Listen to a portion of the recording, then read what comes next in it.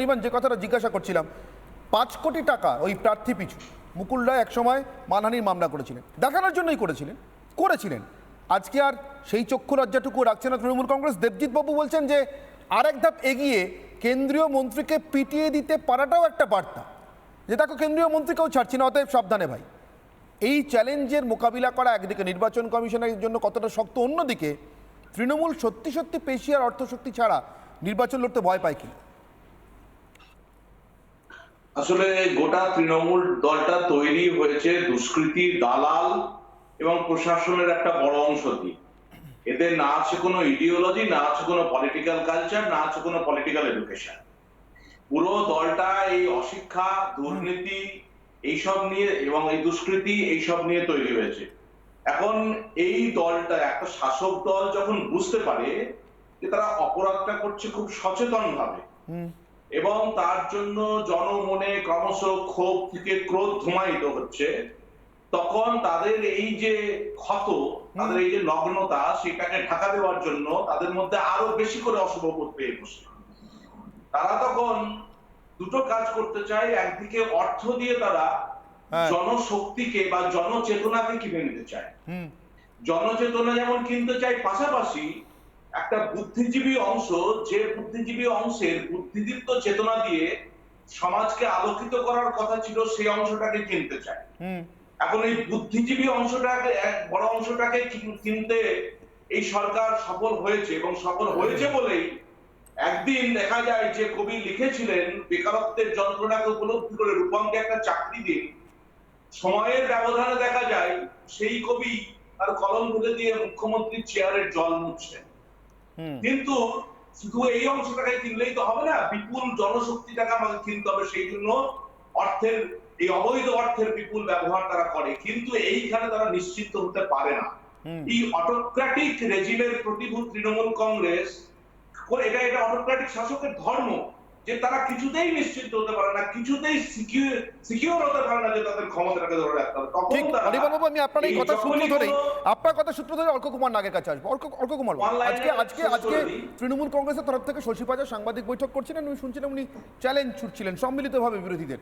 বিজেপিকে জিজ্ঞাসা করলেন আইএসএফ বামেদের প্রার্থী কোথায়, আপনাদের বাকি প্রার্থীদের তালিকা কোথায়, আপনাদের ক্যান্ডিডেট লিস্ট কোথায়? এতই যদি নিশ্চিন্ত তৃণমূল, মন্ত্রীকে হাঁটা গুটিয়ে তেড়ে যেতে হয়, বিধায়ককে এরকম টাকা বাড়তে যেতে হয়, ভয়টা কোথায়? দেখুন, ওখানে এক্স্যাক্টলি কি ঘটনা ঘটেছে আমি জানি না, কিন্তু যদি হয়ে থাকে অন্যায় হয়েছে, হওয়ার কথা নয়।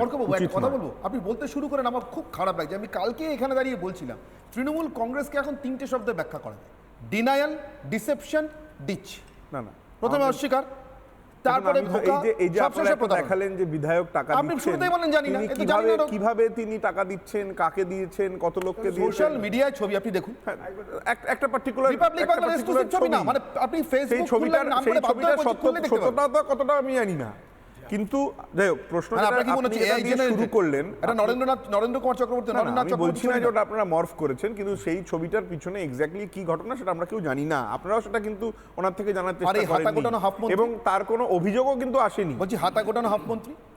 আর আপনি যদি মারপিটের কথা বলে থাকেন, মারপিটের কথা যদি আমি, সেটাও সিমিলারলি আপনিও যেখানে আমিও সেখানে, আমরা যেটুকু দেখেছি স্ক্রিনে দেখেছি, যদি সেরকম ঘটনা হয়ে থাকে যেটা নাকি মারপিটের ঘটনা, সেটা তো হওয়ার কথা নয়। সেটাকে কেউ সাপোর্ট করবে না, সেটাকে কেউ সাপোর্টও করবে না, সেটাকে কেউ জাস্টিফাইও করবে না। কিন্তু আপনারা শুরু করলেন কি দিয়ে? আপনারা শুরু করলেন একটা 2021-এর ইলেকশন এক্সপেন্সেস দিয়ে। এই যে ইলেকশন এক্সপেন্সেস, আমি একদম 2011, আচ্ছা 2011 আলমা ম্যাটার দিয়ে শুরু করেছি। আলমা ম্যাটার 2011 পার সিট 5 কোটি টাকা প্রার্থী পিছু। আজ অবধি হিসাব দিতে পারেন, এটা বোধহয় গৌতম দেব বলেছিলেন। এবং 2011-তে যতগুলো সিটে তৃণমূল কংগ্রেস প্রার্থী ছিল আর বাকিতে কংগ্রেস প্রার্থী ছিল, তারা নিশ্চয়ই প্রত্যেকটি সিটে নিজেদের ইলেকশন এক্সপেন্স জমা দিয়েছে, তা নাহলে ইলেকশন কমিশন তাদের ডিসব্যান্ড করে দেওয়ার কথা। একজনকেও ডিসব্যান্ড করেছে বলে আমার জানা নেই। আর কোন সিটের কোন ইলেকশন এক্সপেন্স নিয়ে বামপন্থীরা একটি বক্তব্য বলেছিল বলে আজ পর্যন্ত তারা কোনো কাগজ দেখাতে পারবে না। তারা 11তেও বলেনি, তারা 16তেও বলেনি। না, ওটা তো উনি প্রেসে বলেছেন, সেটা তো বলার কথা নয়। তার তো একটা প্রসিজিয়ার লে ডাউন করা আছে। প্রত্যেকটি ক্যান্ডিডেটের অন্য ক্যান্ডিডেটের এক্সপেন্ডিচার দেখার প্রসিজিয়ার আছে, সেটাকে অবজেক্ট করার প্রসিজিয়ার আছে। উত্তর দিল না আজ অবধি যে পার্টি অফিসের পিছনে পোড়া কুপনের রহস্যটা কি? তৃণমূলের উত্তর দেবে কেন? কারণ কি এটা উত্তর দেওয়ার কোনো জায়গা নয়। যেখানে প্রশ্নটাই তো করেননি আপনারা। যেখানে প্রশ্ন করার, সেখানে যারা ক্যান্ডিডেট ছিল তারা কেন প্রশ্নটা করেনি? বামপন্থীদের পক্ষ থেকে একটি ক্যান্ডিডেটও কেন একটা দেবজিৎ অভিযোগ, হাত তুলছেন। একটাও মামলা দায়ের করেনি? 16 বা 21-এ বিজেপি সেটা করেনি কেন? দেবজিৎ হাত তুলছেন, শুনি নিবান, যে কথাটা জিজ্ঞাসা করছিলাম, 5 কোটি টাকা ওই প্রার্থী পিছু মুকুল রায় একসময় মানহানির মামলা করেছিলেন, দেখানোর জন্যই করেছিলেন।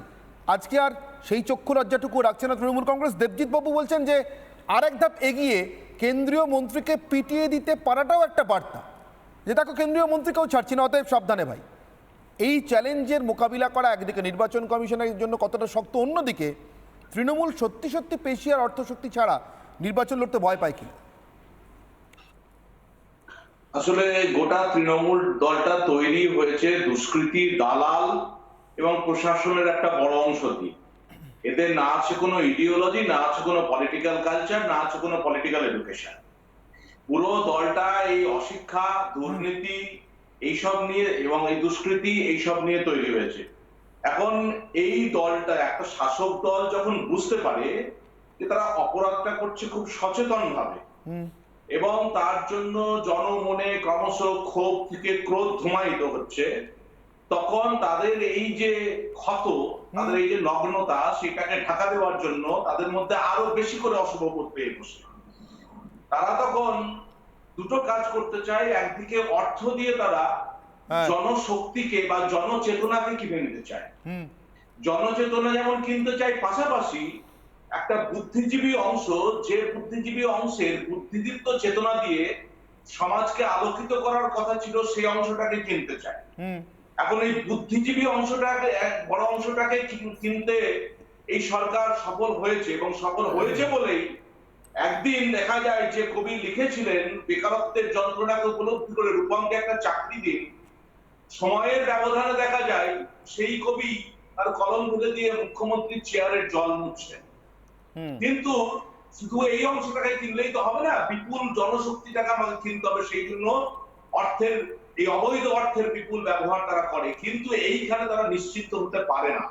এই অটোক্র্যাটিক রেজিমের প্রতিভূ তৃণমূল কংগ্রেস, এটা অটোক্র্যাটিক শাসকের ধর্ম, যে তারা কিছুতেই নিশ্চিত হতে পারে না, কিছুতেই সিকিউর হতে পারে না যে তাদের ক্ষমতাটাকে ধরে রাখতে হবে। তখন তারা, আমি আপনার এই কথা সূত্র ধরে অর্ক কুমার নাগের কাছে আসবো। অর্ক কুমার, আজকে তৃণমূল কংগ্রেসের তরফ থেকে শশী পাজা সাংবাদিক বৈঠক করছিলেন, আমি শুনছিলাম উনি চ্যালেঞ্জ ছুটছিলেন সম্মিলিতভাবে বিরোধীদের। বিজেপিকে জিজ্ঞাসা করলেন আইএসএফ বামেদের প্রার্থী কোথায়, আপনাদের বাকি প্রার্থীদের তালিকা কোথায়, আপনাদের ক্যান্ডিডেট লিস্ট কোথায়? এতই যদি নিশ্চিন্ত তৃণমূল, মন্ত্রীকে হাঁটা গুটিয়ে তেড়ে যেতে হয়, বিধায়ককে এরকম টাকা বাড়তে যেতে হয়, ভয়টা কোথায়? দেখুন, ওখানে এক্স্যাক্টলি কি ঘটনা ঘটেছে আমি জানি না, কিন্তু যদি হয়ে থাকে অন্যায় হয়েছে, হওয়ার কথা নয়। কথা বলবো, আপনি বলতে শুরু করেন, আমার খুব খারাপ লাগছে। আমি কালকে এখানে দাঁড়িয়ে বলছিলাম, তৃণমূল কংগ্রেসকে এখন 3টে শব্দে ব্যাখ্যা করা যায়: ডিনায়াল, ডিসেপশন, ডিচ। না, প্রথমে অস্বীকার, তারপরে এই যে আপনারা দেখালেন যে বিধায়ক টাকা দিচ্ছেন, কিভাবে তিনি টাকা দিচ্ছেন, কাকে দিয়েছেন, কত লোককে দিয়েছেন, সোশ্যাল মিডিয়ায় ছবি আপনি দেখুন, একটা পার্টিকুলার রিপাবলিক বাংলার এক্সক্লুসিভ ছবি না, মানে আপনি ফেসবুক খুললেন, নাম করে বাধ্য হয়ে খুললে দেখতে পাবেন। সত্যতা কতটা আমি জানি না, কিন্তু যাই হোক, প্রশ্ন শুরু করলেন এটা নরেন্দ্র কুমার চক্রবর্তী, আমি বলছি না যে ওটা আপনারা মর্ফ করেছেন, কিন্তু সেই ছবিটার পিছনে এক্স্যাক্টলি কি ঘটনা সেটা আমরা কেউ জানি না। আপনারাও সেটা কিন্তু ওনার থেকে জানার চেষ্টা করেন, এবং তার কোনো অভিযোগও কিন্তু আসেনি। বলছি হাতা গোটানো হাফ মন্ত্রী। আর আপনি যদি মারপিটের কথা বলে থাকেন, মারপিটের কথা যদি আমি, সেটাও সিমিলারলি আপনিও যেখানে আমিও সেখানে, আমরা যেটুকু দেখেছি স্ক্রিনে দেখেছি, যদি সেরকম ঘটনা হয়ে থাকে যেটা নাকি মারপিটের ঘটনা, সেটা তো হওয়ার কথা নয়। সেটাকে কেউ সাপোর্ট করবে না, সেটাকে কেউ সাপোর্টও করবে না, সেটাকে কেউ জাস্টিফাইও করবে না। কিন্তু আপনারা শুরু করলেন কি দিয়ে? আপনারা শুরু করলেন একটা 2021-এর ইলেকশন এক্সপেন্সেস দিয়ে। এই যে ইলেকশন এক্সপেন্সেস, আমি একদম 2011, আচ্ছা 2011 আলমা ম্যাটার দিয়ে শুরু করেছি। আলমা ম্যাটার 2011 পার সিট 5 কোটি টাকা প্রার্থী পিছু, আজও তো হিসাব দিতে পারেন। এটা বোধহয় গৌতম দেব বলেছিলেন। এবং 2011-তে যতগুলো সিটে তৃণমূল কংগ্রেস প্রার্থী ছিল আর বাকিতে কংগ্রেস প্রার্থী ছিল, তারা নিশ্চয়ই প্রত্যেকটি সিটে নিজেদের ইলেকশন এক্সপেন্স জমা দিয়েছে, তা নাহলে ইলেকশন কমিশন তাদের ডিসব্যান্ড করে দেওয়ার কথা। একজনকেও ডিসব্যান্ড করেছে বলে আমার জানা নেই। আর কোন সিটের কোন ইলেকশন এক্সপেন্স নিয়ে বামপন্থীরা একটি বক্তব্য বলেছিল বলে আজ পর্যন্ত তারা কোনো কাগজ দেখাতে পারবে না। তারা 11তেও বলেনি, তারা গৌতম দেবের 16তেও বক্তব্যটা বলেনি। কাদের? না, বামপন্থীদের ওটা তো নয়। উনি প্রেসে বলেছেন, সেটা তো বলার কথা নয়। হ্যাঁ। তার তো একটা প্রসিজিয়ার লে ডাউন করা আছে। প্রত্যেকটি ক্যান্ডিডেটের অন্য ক্যান্ডিডেটের এক্সপেন্ডিচার দেখার প্রসিজিয়ার আছে, সেটাকে অবজেক্ট বলছি, করার তৃণমূল প্রসিজিয়ার কেন আছে। উত্তর দিল না আজ একটা- অব্দি যে পার্টি অফিসের পিছনে পোড়া কুপনের রহস্যটা কি? তৃণমূল উত্তর এর দেয়নি উত্তর তো। দেবে কেন? কারণ কি এটা তো উত্তর দেওয়ার কোনো জায়গা নয়। যেখানে প্রশ্নটাই তো করেননি আপনারা। যেখানে প্রশ্ন করার সেখানে যারা ক্যান্ডিডেট ছিল তারা কেন প্রশ্নটা করেনি? বামপন্থীদের পক্ষ থেকে একটি ক্যান্ডিডেটও কেন একটা দেবজিৎ হাত অভিযোগ, তুলছেন। একটাও মামলা দায়ের করেনি? 16 বা 21-এ বিজেপি সেটা করেনি কেন? দেবজিৎ হাত তুলছেন, শুনি। এর মাঝখানে বলা আমার স্বভাব নয়।